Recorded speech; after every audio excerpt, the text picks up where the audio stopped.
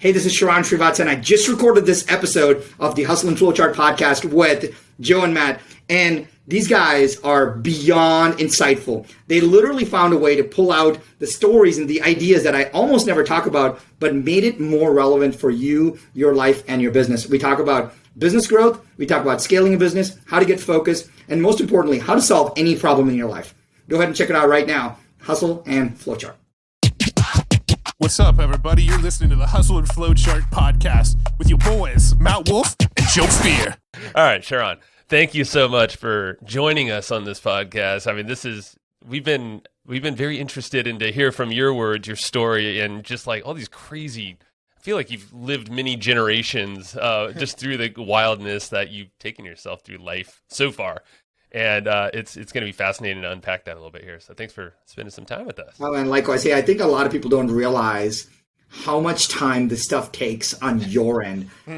Finding the right folks to be on your show to share with your community, getting the time right, getting the tech right, putting it together, and all the pre and post production that happens. There is a lot that goes on into delivering a 20 to 50 minute experience. And I can't thank you guys enough for showing up over and over and doing this to enrich the lives of entrepreneurs around the world. So thank you for letting me be a part of that journey. Oh man, that's super cool. Thanks for the shout out. Yeah. So let's, man, you've like I was saying, fascinating what you've done. And I think the thing that impresses me the most is just how fast you can scale ideas, scale something from literally nothing. And you've done this all the way back to, India, just to get over here to America. But college, like all these different things. And then, of course, in real estate business, without even knowing real estate.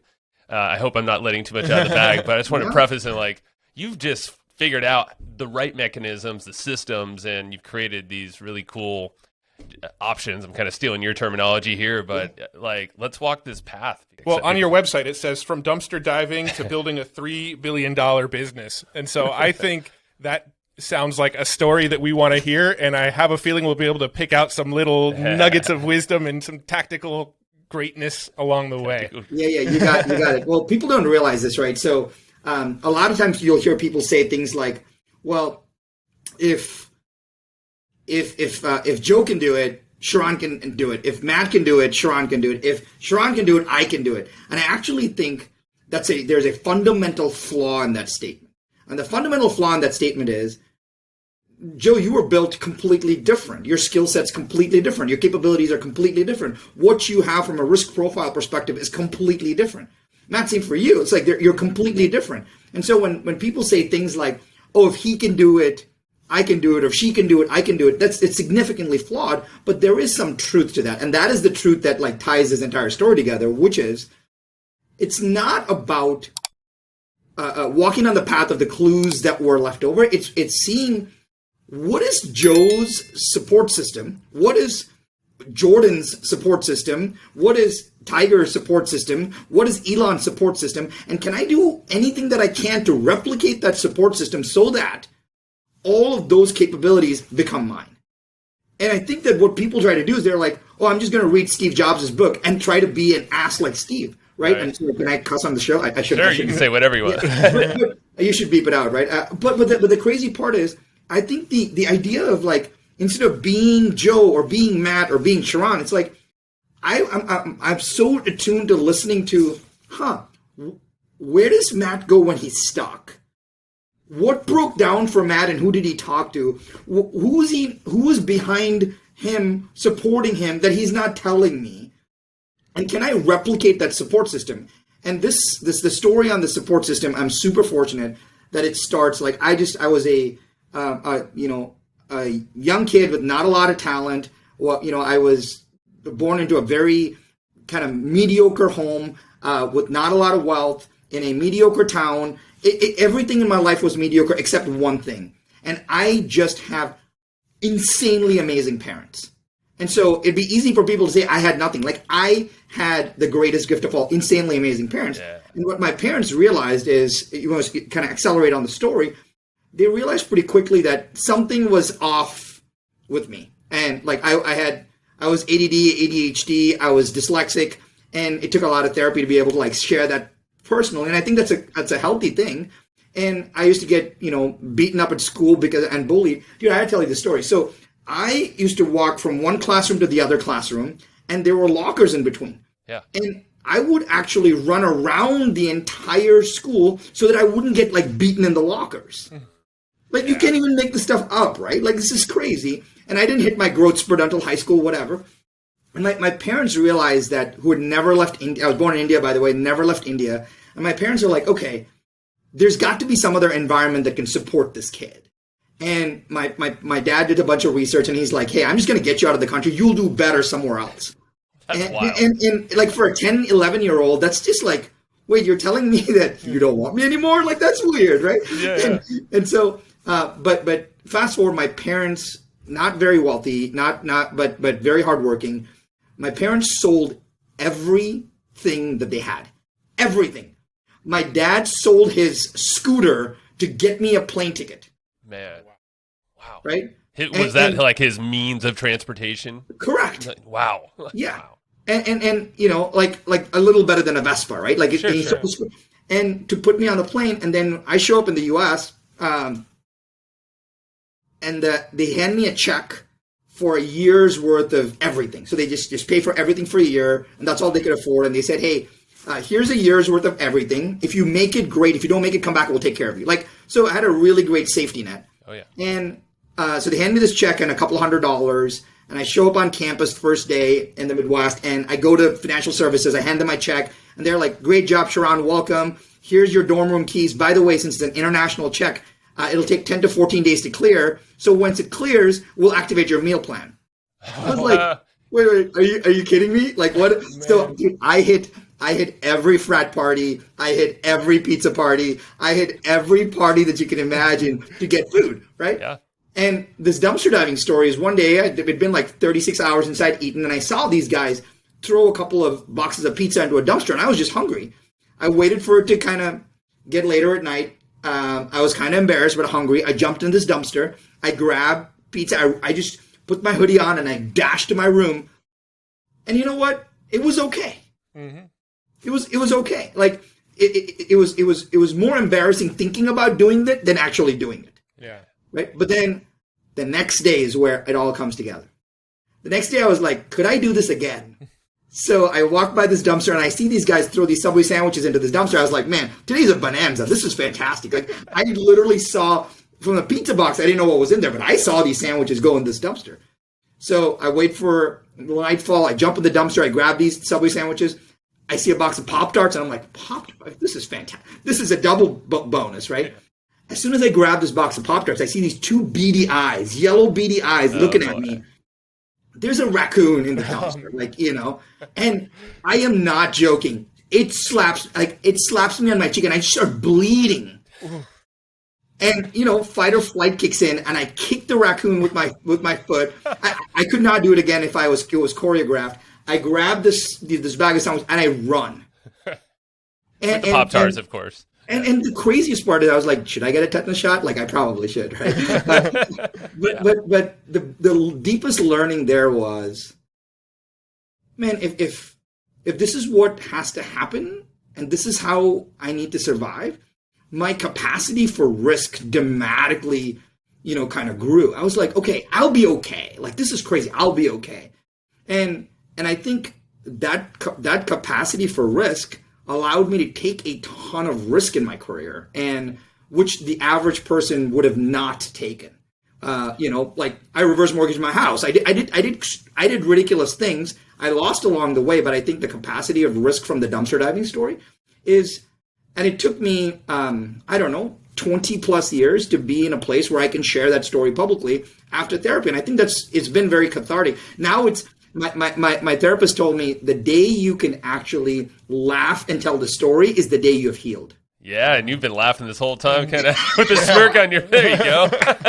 We're there. Yeah, we met you then. It's you know what I have researched your story, and I think you left a other traumatic or almost traumatic event. That was right when you got into the U.S. You took the incorrect bus, or at least the wrong direction.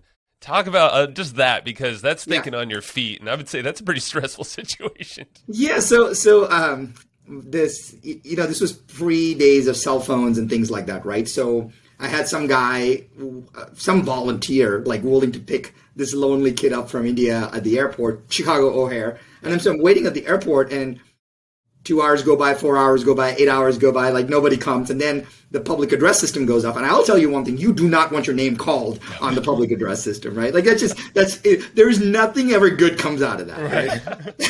and so there's like, Sharran Srivatsaa, I don't even know how he pronounced my name. Sharran Srivatsaa, please report to a white courtesy phone. So I pick up the phone and the guy's like, hey, your ride got stuck. The car broke down. He wants you to take a bus 52 to Moline, Illinois. And I'm like, I just landed. I have no idea where anything is. And where is Moline, Illinois? Yeah. Right? And so, of course, I grab my stuff and I jump on a bus. And 4 hours later, I asked the bus driver, I'm like, where are we? He's like, La Crosse, Wisconsin. And for those of you who know geography, it's like the opposite direction. Yeah. And so I was like, okay, it's night. I'm at a bus depot. He's like, kid, you may want to go in and just kind of chill out for a minute. So I grabbed my stuff, which is just a bag of clothes, and I grabbed my stuff. I had $110 just in my pocket, and I get out of the bus, and like a mugger jumps out of nowhere and says, I get mugged on my first 24 hours in the U.S. In America, yeah. I didn't even have anything, right? I had this check. I didn't even have a wallet. Wow. And so, again, this is me laughing about this story, but it was freaky, dude. It was fascinating. Of course, yeah. So he said, hey, give me your money and whatever. And I kept my $100 in my pocket. Finally, he was like, you cannot not have any money. And I said, well, and I didn't want to die because I said, well, I have $100. You look like a nice guy. I know you don't want to hurt me. And I would really like to just get to school. So if you don't mind, I'll give you this $100. Maybe you can give me 50 back. And he just starts I saw him crack a smile and I knew I had something there. And I remember this vividly. He opened his ratty wallet. He takes my 100 and he dishes me out a 20, 20, and a 5. So he gives me $45 back and the guy takes off. And I stayed alive. I'm alive to tell the story, but it's sometimes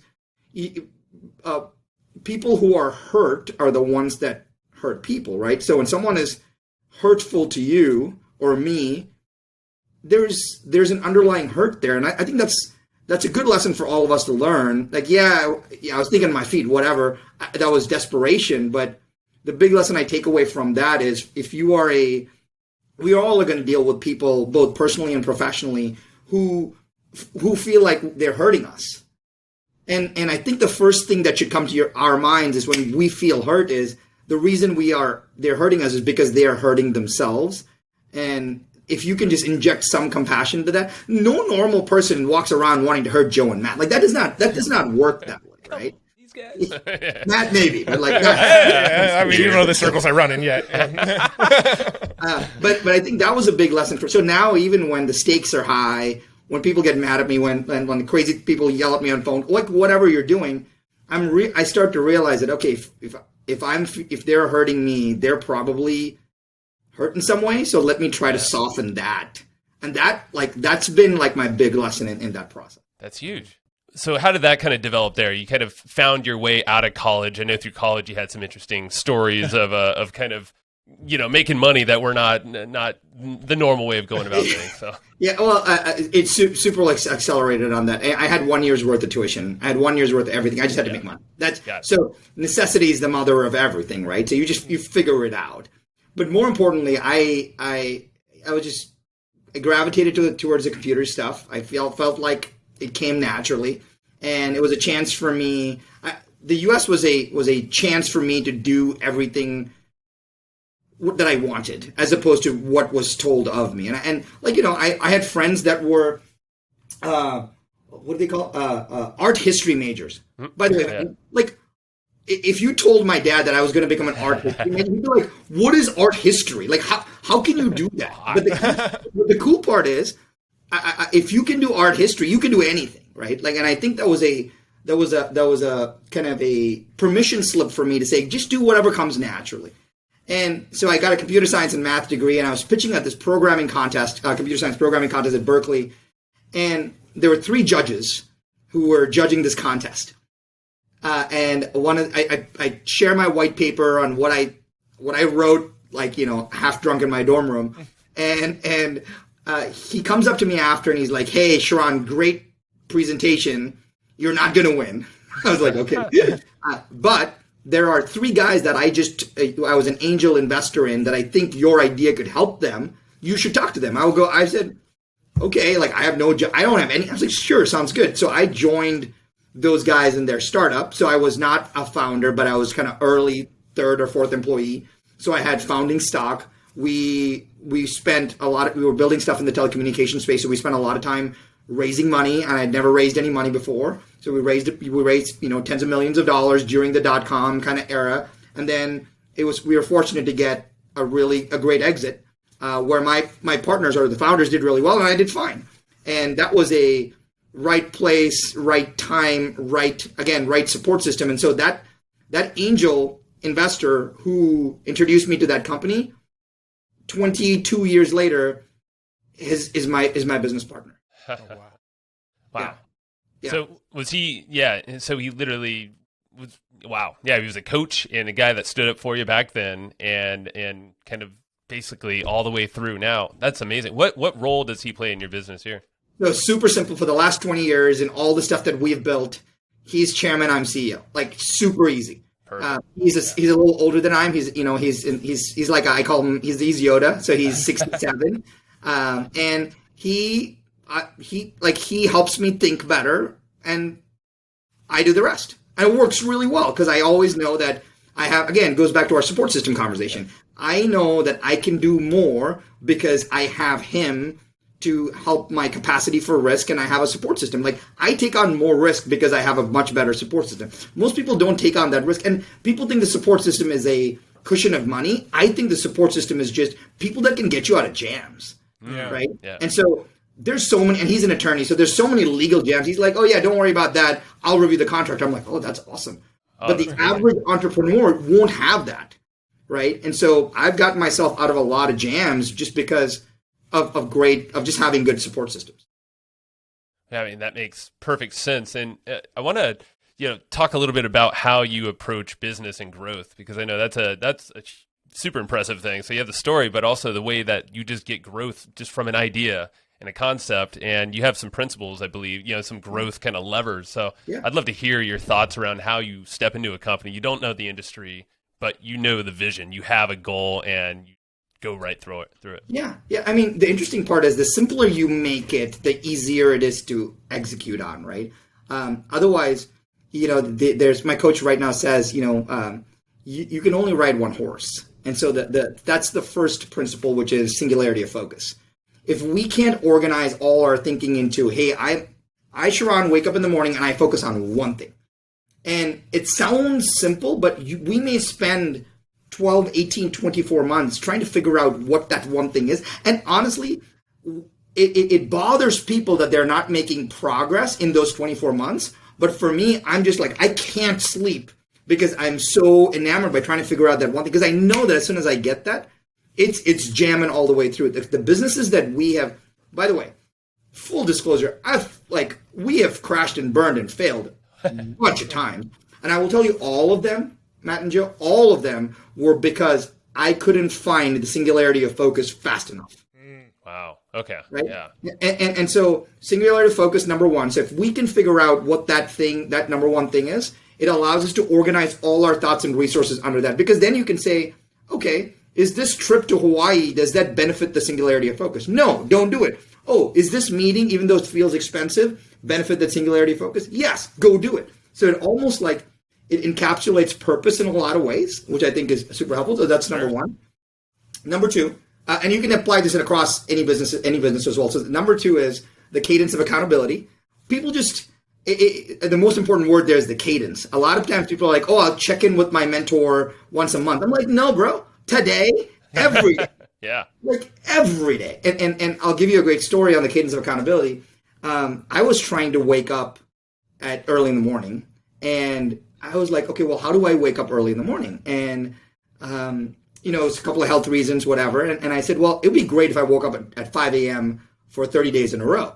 And you and I both know if we put 5 a.m. on the gym on our calendar, we're not like, maybe you guys are, but like I'm not, I'm not going to do it consistently. So I texted 3 of my friends and I said, hey guys, do you mind for just the next 7 days, you jump on like this conference call at 5 a.m. and I'm going to jump on. It'll just force me to get up because I know that I won't let you down. And they were like, you were weird, dude.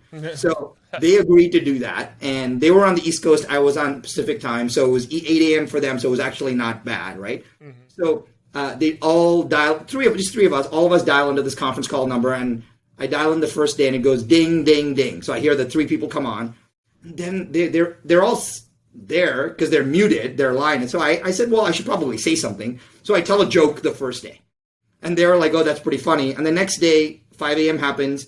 I hear ding, ding, ding, ding. I go, that's weird. Like a fourth person's on today. That's strange. So I give like a inspirational message or something like that in 2 to 3 minutes. The third day I hear ding, ding, ding, ding, ding. I'm like, wait, why are they 10 people on this call? That's cool. And then in the third day there were 10. And then I was like, well, I got to come up with a good message. So I deliver a good message. And the fourth day, it was just a lot of dings. Right. And I go, well, this is a lot of dings. And so people were sharing the call number with other people. And so this 5 a.m. club, this real 5 a.m. club was born at 5 a.m. Pacific time. And I started doing it 5 days a week. And I did a 30-day challenge.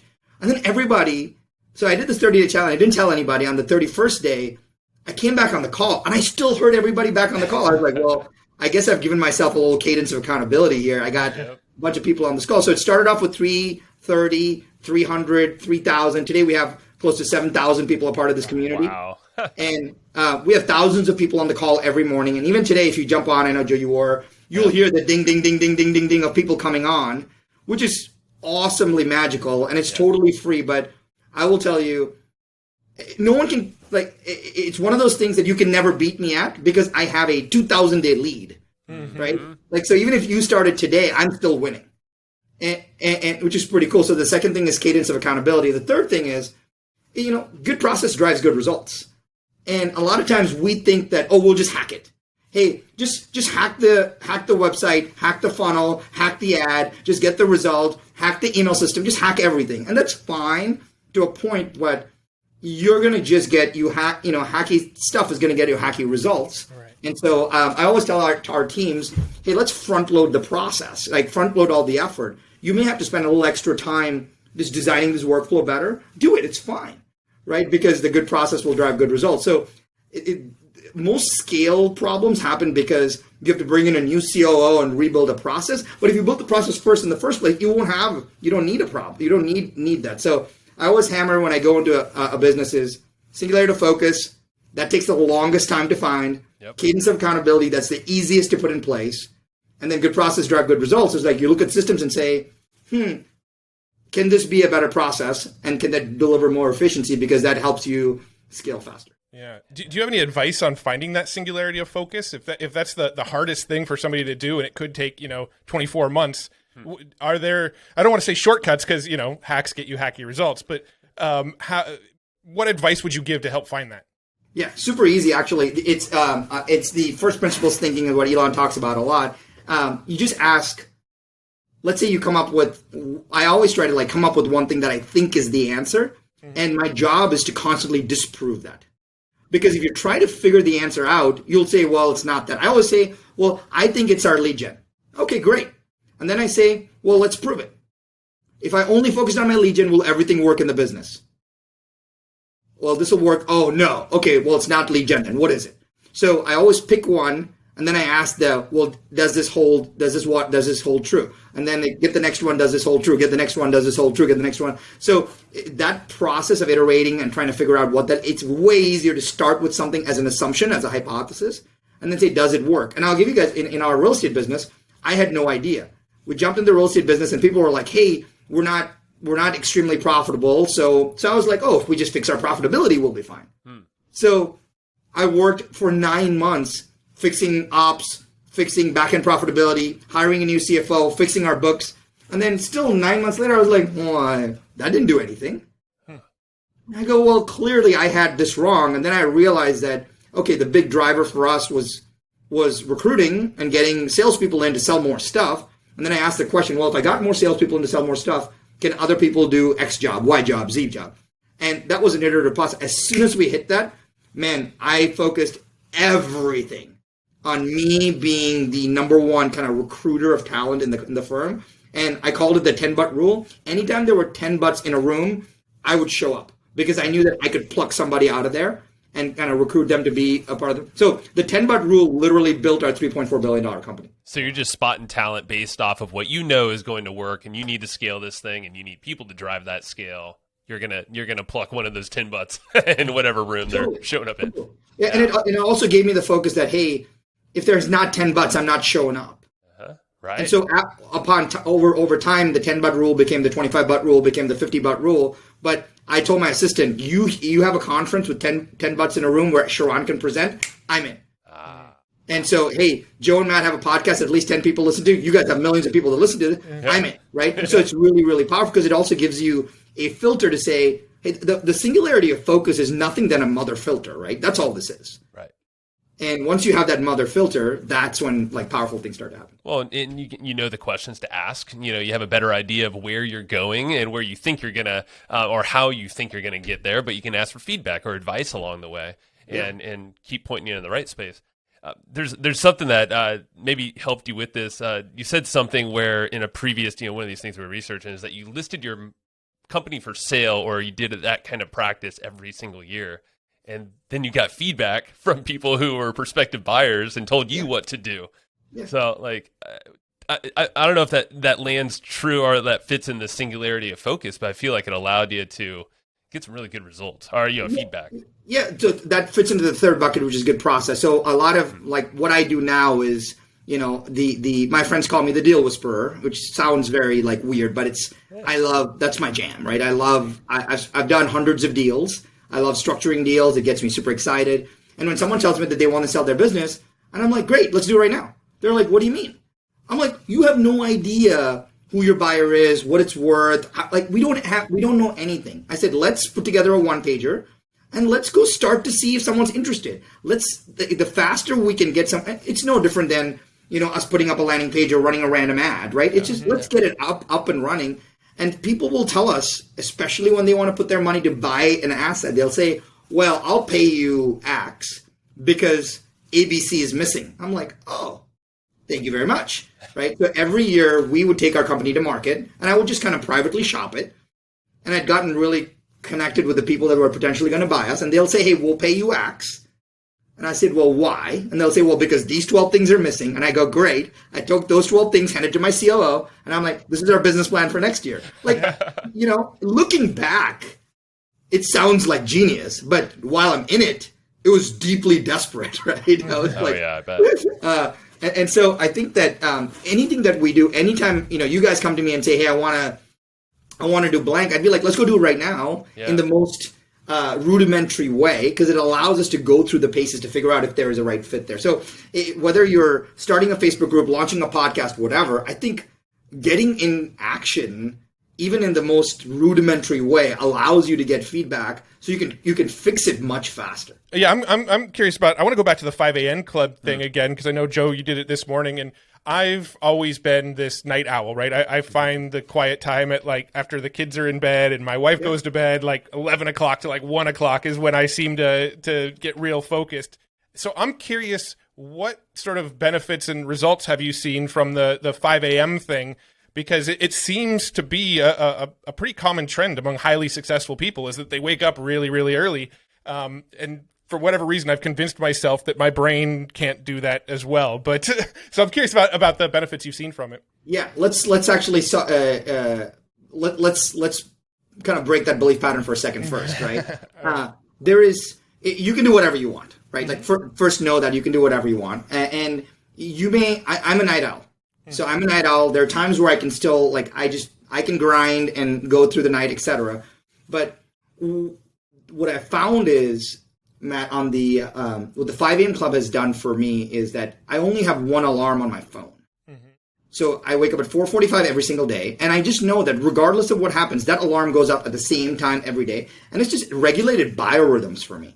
And over time now, I used to go to bed at 11:30, midnight. It slowly started to become 10, started to become 9, started to become 8. I mean, now with the kids, but as soon as I put my kids to bed, I get in bed. Right. Like it's pretty wild. But that morning time has allowed me to just have some personal reflection time. Mm-hmm. And I think that it's not about, I get some time to do some thinking about my thinking. It's like, why am I thinking about this way? Why do I feel the fear this way? And I think in the evening I can't tell the difference between a frustration and being tired. Mm-hmm. Makes sense. And yes, I can chug an espresso, but now I have a stimulant based like result, which I don't know what the truth is. So in the mornings, I'm fairly clear. I don't have any clutter. I don't check my email. Like I don't need to for 2 hours in the morning.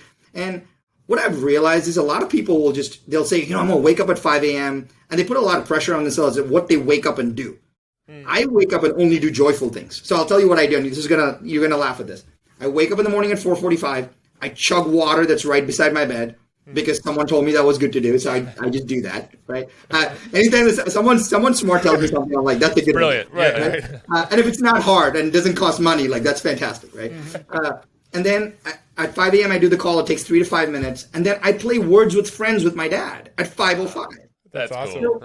I don't do like Tai Chi and 500 push-ups. Like, no, I sit in front of the fire and play Words with Friends with my dad for like 20, 30 minutes. My dad lives in India. Like, it's the greatest time for him and me to hang out. And then if I feel good, I might go for a walk. If I feel like energetic, I might work out. If I feel like I don't want to go outside and it's cold, I might ride the Peloton. Like, I have zero pressure. And so sometimes I can't believe I'm telling you this. I fell asleep. I kicked the seat back in my Tesla, and I fell asleep in my car in the garage.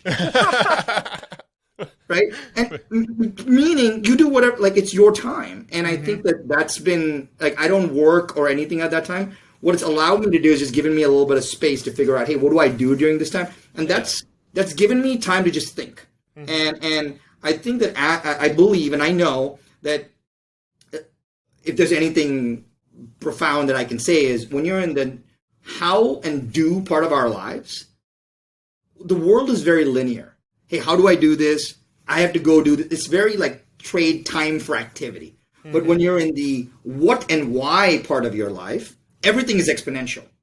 Hey, why am I thinking about this? Why am I scared about this? What should I do with this? What can I, why should I partner with Joe and Matt? Like that allows me to think so much bigger about stuff. And not, because we spend a lot of our days very to-do list and calendar driven. It's like, you're trading. I hate to call it the trading time for money, but there's an effort to time. Right. And that space, dude, I will tell you, those 2 hours, I'm a better dad because I get to wake up my kids in the morning and they're just like, they love it because every single time when I wake them up, I'm so positive. I'm so energetic. I've cleaned out all the dark stuff out of my head. And most people don't have a time to clean out that dark stuff. And that's why a lot of people like to work out or run or whatever. But for me, that's just the time that I've utilized. And everybody in my house thinks I'm crazy, right? Everyone has to sleep. No one wakes up till 7 a.m. But there's some days where I'm just tired and I will, I'll text one of my co-hosts on the 5 a.m. I'm like, hey, can you cover today? And they'll cover on a Saturday and I'll sleep in. So I think, talk about options, Joe. I just give myself like this whole rigidity of being David Goggins. It's just not my jam. I don't want to run 100 miles tomorrow. Why not? Come on. You're not trying hard enough. I just want to, I think when you give yourself the gift of, doing what you want without judgment, I think it just like you have a much happier life. You're better around a lot of people. And I can tell with my kids, they're like, oh, when I get to hang out with dad, it's chill and it's cool. Yeah. And so I try to spend a lot of my time just saying, hey, what do I feel like doing? Oh, and a lot of times I feel like working. Like I want to hang out. I want to talk to you guys. I'm super grateful to be on the show.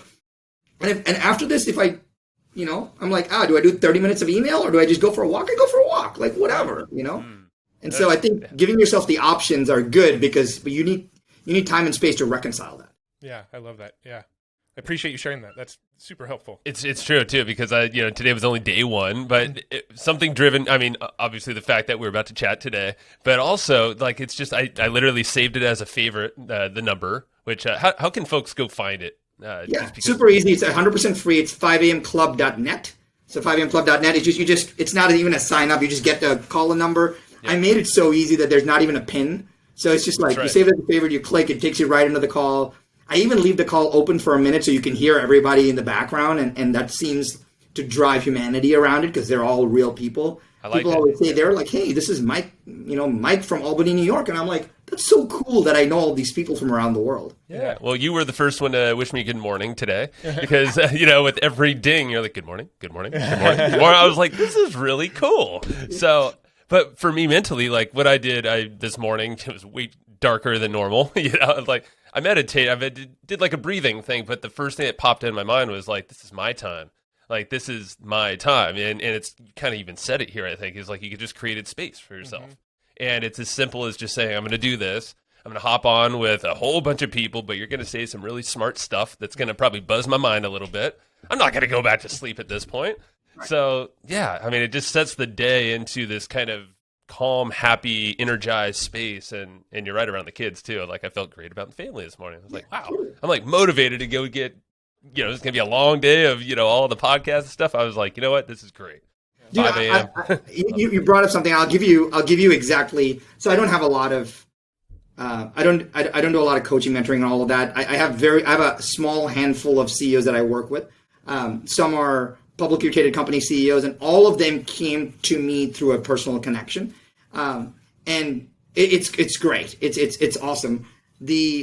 I always tell them this is what I help them work on, and most of them have been with me 5, 10, 15 years. Wow. So, like, I have one of them that I don't even talk to. We only do Voxer, and he's a client for life, which is way cool, right? But there's only, if anybody wants to diagnose their lives, and there's only 3 things that I work on with them all the time. It is, how do you fix your calendar, which is how do you fix your time, right? That's number 1. How do you fix your spreadsheet, which is how do you fix your money? And number 3, how do you fix your journal, which is how do you fix your thinking? And almost any problem is either a calendar problem, a spreadsheet problem, or a journal problem. Almost always. Right? And so if you think about it, you're like, hey man, I'm really stressed out. My first go-to is, Joe, pull up your calendar. Like on Zoom, I'm like, well, of course, you're back to back and you've had no time to think about anything. You're just stressed because you're switching costs from back to back or that. Let's just create a half a day, not off, but no meetings. You literally decompress because you got some time freedom back, because we were not built to be like that. For most people, they don't have spreadsheet clarity. They're like, I'm working really hard, but I'm not making the money. That's just because they don't have the spreadsheet math done right. When I say spreadsheet, I just mean their math is off, right, in some way. So they don't realize that the activities that they perform is not delivering the results that they want. And that's okay, but I have to shine a spotlight on it, and that's a spreadsheet problem.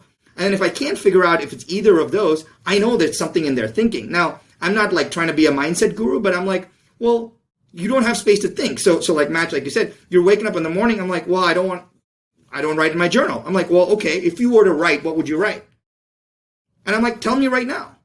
Right? And then he'll say, blah, blah, blah, blah, blah. I'm like, you're editing. I can see you editing what you're going to tell me, because you're not being, I'm like, you're worried about your wife. You're worried about your kids. You're worried about, you wanting that Ferrari or you not being able to afford it. Like, I want to know that, right? Because that's the journal problem, because then you have a complete identity issue, because that's why the other 2 things don't work. And so literally, most times when someone gets on a call with me and they're like, hey, I'm like, there's a good chance that in 45 minutes, I can fix whatever you're working on, because it's one of those 3. And now, can I give you a longevity-based solution? No. But whatever the instant pressure that you have, I can release that pretty quickly, because I've seen so many calendar problems, so many journal problems, so many spreadsheet problems. And I've heard every excuse of, well, I'm too busy. I can't move that one-on-one. This is a client call. I've heard every excuse in the book, right? And I'm like, well, can I give you a script that you can send to your client right now? Oh, that would be great. Like, whatever, right? Like, there's a way to do that. But almost all problems in the world can be solved with just thinking about whether it's a calendar problem, a spreadsheet problem, or a journal problem. That's brilliant. That is amazing. We will probably forever use that from here on out. That is such a good tool to give people. We're gonna talk about it in our outro after we say goodbye for the evening. So, do you want to tell us quickly about the 4 Week Mba and tell our listeners how they can go check that out? Yeah, totally. Well, thank you. So during the pandemic, what happened was a lot of my clients and mastermind groups and all of them, they were like, hey, what do we do right now? So I was like, well, I don't know. And so I went to this Singularity of Focus. I was like, hey, how do I bring everybody together? And then I said, well, what's the cadence of accountability around this? Well, let me do a call every day. So I did a call every day for 4 weeks. So it's Monday through Friday for 4 weeks. And I did a 10-minute call, and it was distilling one business lesson that I learned in the last 20 years. So I have 20 business lessons in 10-minute calls, and it's done over 4 weeks. So it's called the 4 Week Mba. It's totally free. It's just to give people a chance to saying, hey, download 20 years of pain and wisdom in 10 minutes each, and hopefully that's helpful. It's totally free. It's as the number 4weekmba.com. So jump on it if you like, and you'll see everything there. Man, cool. I love it. You give so much away, and I appreciate your time investment into all of this too, because like with the 5 a.m. club, you're hooked now. You can't go anywhere, but it's a great thing. It's obviously growing. So thank you very much, Sharran. Appreciate your time. Cool. Yeah, man. Thank you. We are buddy. back. That was good stuff. Sharran left us with a big nugget of wisdom. Oh, yeah. Right at the end. Yeah, right at the very end of the episode, right before we had to end it, he broke down his whole thing about the calendar versus spreadsheet versus journal, right? And it was this philosophy of like any problem can be solved by looking at your calendar. You're either trying to squeeze too much in, and that's why you're stressed out. A spreadsheet problem, money issues or whatever. Well, there's some sort of math going on here that you need to figure out. Or a journaling problem, okay, it's a mindset thing. There's something going on up here that's holding you back right now. Yeah. Yeah. I thought that was brilliant. It's like you could really sum up almost any problem that you encounter with one of those three things. Mm-hmm. I mean, maybe I would add a fourth, like a communication problem. Yeah, communicating wants, needs, emotions, whatever, like, your thoughts in general. Maybe that's a mindset thing, though. Yeah, that could be under journaling. Yeah. Because that allows you to kind of communicate clearer. Yeah. A quote that I heard him say on a different podcast was, fear has no place on paper. And I bet it relates to his journaling thing too. It's like once you put it on paper, well, it allows you so much freedom in whatever you want to do.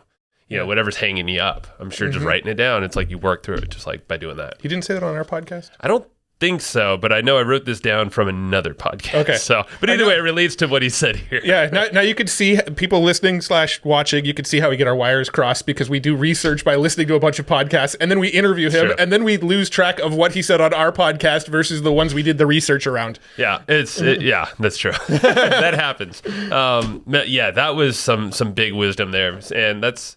I mean, it's crazy when he was like, "Yeah, spend 45 days or minutes with me, and I could probably solve some of the big, the issues, the roadblocks, whatever's hanging you up." Yeah. And that's just, it's infinitely important because once you learn that and see, like, oh crap, like waking up early in the morning, that just kind of created a whole new schedule, and I'm sticking with it at least 30 days, like you said, 30-day challenge, But I'm going to wait because one of these days I'm going to see you on Slack at like 1 a.m. I'll be like, are you looking at NFTs at 1 a.m. again, Joe? Go to sleep.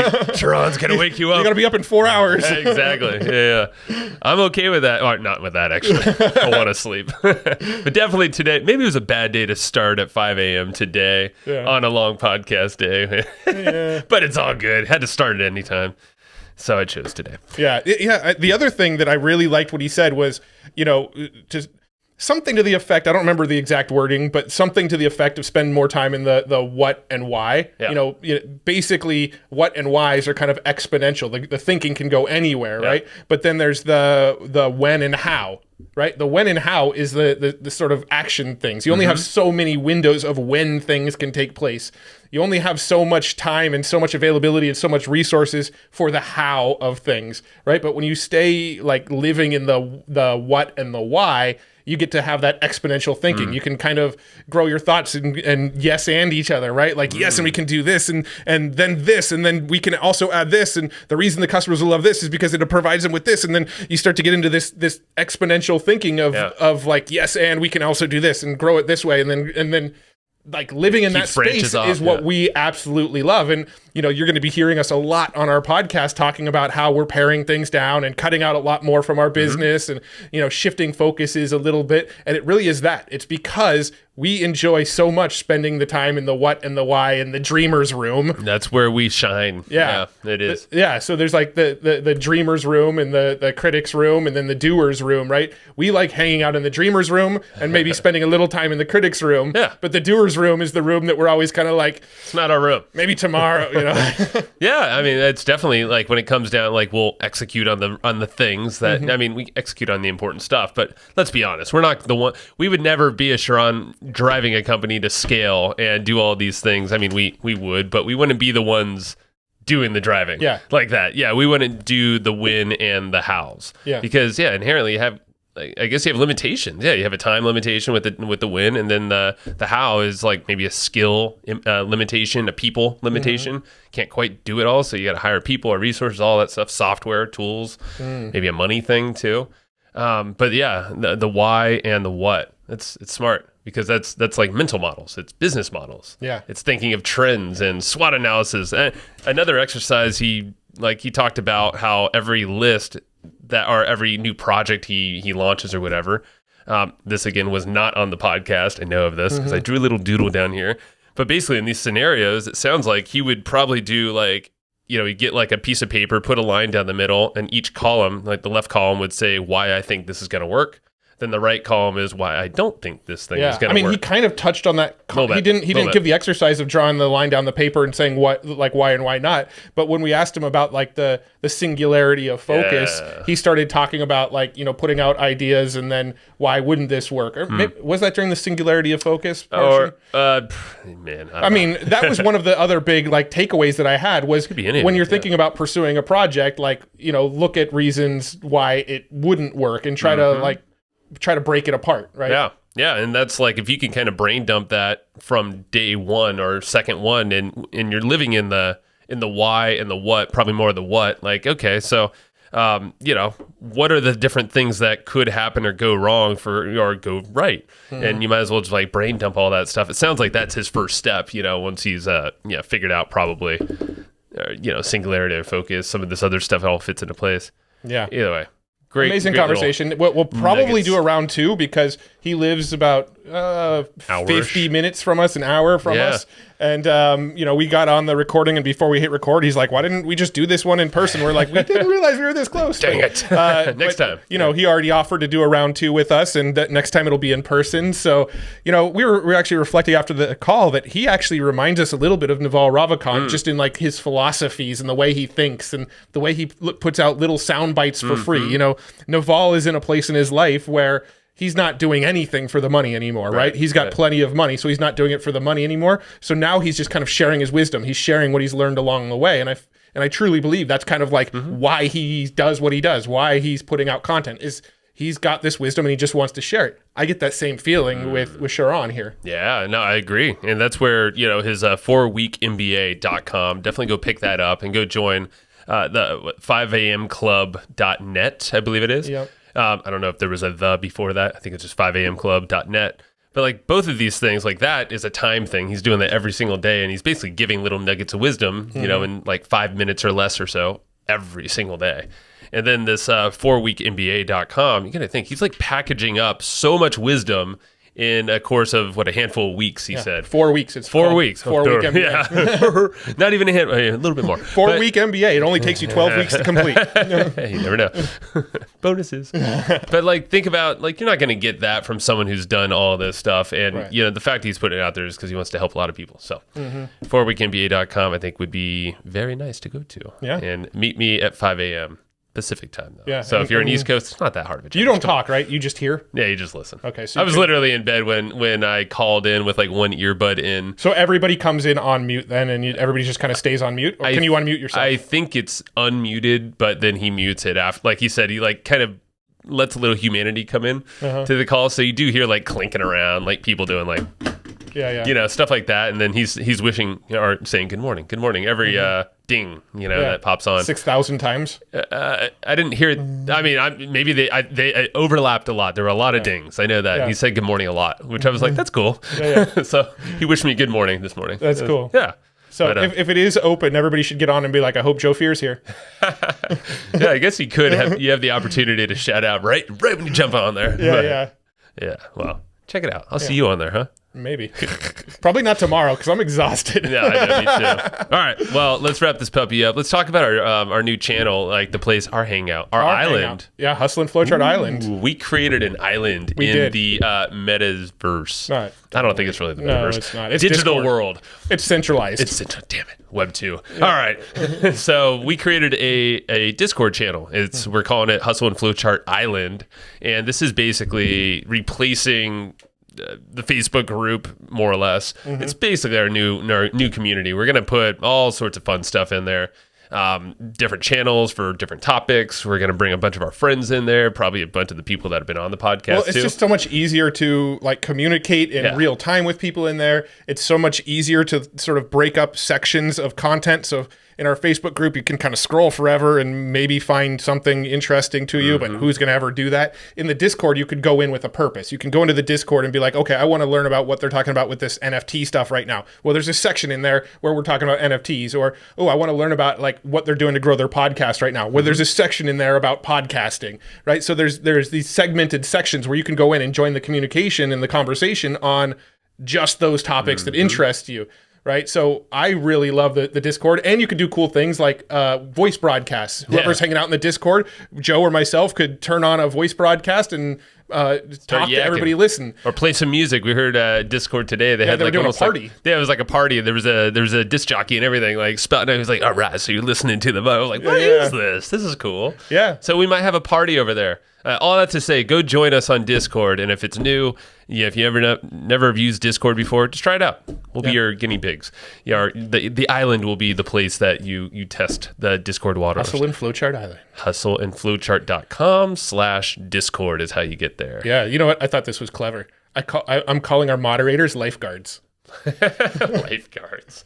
All right, I dig. Yeah. You're my lifeguard. Yeah, they're lifeguard because it's island theme. Yeah, I dig it. Yeah. We'll come up with like cool artwork or something for their bat. I don't know. You can do funky stuff with Discord. Yeah, there's a lot. There's a lot of Discord. Stuff. We're going to do a lot of fun stuff with Discord. There's going to be some. I'm not even going to get craziness. Yeah, craziness. You're going to want to be hanging out in the Discord because that's where you're going to hear about it, either there or on the podcast is where we're broadcasting stuff. But yeah, hustleandflowchart.com/Discord. You're going to want to be in there. We're doing some ninja. Tactical. We're doing craziness. Some ninja. What? I don't know. We're going to be doing some cool stuff in there. Do you ever say ninja outside of the podcast? I don't think I say ninja very often anymore. I don't think you do. Because somebody called me out on it, and now I'm conscious of that word. Someone call him out in the YouTubes. I'll make sure that it's in there. We're going to get samurai with this stuff. Samurai, ooh, that's taking it back. Yeah. That's another day. All right, so Easy Webinar, I want to shout out our friends over there. They're hooking you up with a fatty discount for anything webinar-based. They're your folks. They have created basically a centralized program that is everything webinar. So if you want to host your webinars on there, your pages that are all associated with it, registration pages, it helps you with the tech, it reports your data, all the metrics of this stuff. They do it all. So easywebinar.com/hustle will give you that nice discount. Go get it. Go get it. Yeah. All right. And go share this around. Leave us a little comment, something below. If you're watching us on YouTube or if you're listening to us, tell us a little takeaway. Or come into the Discord and say, hey, I love that episode. And we'll be like, what did you love about that episode? And you'll be like, I love it when Sharran said this. And we'll be like, that's amazing. And then we'll actually have a real conversation. Ooh, we could have conversations now. Yes. About time. I have been missing that, man. Because the Facebook group, it wasn't doing it. No. It'd be like a post and ghost sometimes from us. Yeah. Because like Facebook, come on. But there was no real conversation. So Discord's where it's at. hustleandflowchart.com/Discord. Yeah. You'll enjoy it. All right. We're done. That's it. That's a day. Adios.